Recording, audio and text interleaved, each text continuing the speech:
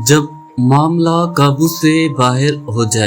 طاقتور مومن اللہ تعالیٰ کے نزدیک کمزور مومن سے بہتر اور زیادہ پسندیدہ ہے، یعنی وہ عبادت کی ادائیگی اور فرائض و سنت اور دعوت و تبلیغ اور معاشرتی خدمت وغیرہ امور کے قیام میں کمزور مومن سے زیادہ مستعد اور توانا ہوتا ہے۔ طاقتور اور کمزور دونوں میں سے ہر ایک میں اپنے اپنے لحاظ سے بھلائی ہے۔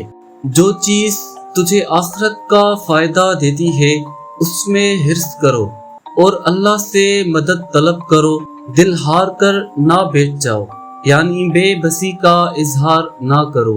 اگر تمہیں کوئی نقصان پہنچے تو یہ نہ کہو کاش اگر میں اس طرح کرتا تو یوں نہ ہوتا، بلکہ یہ کہو قدر اللہ وما شاء فعل، یعنی اللہ نے یہی مقدر کیا تھا اور اللہ نے جو چاہا کیا۔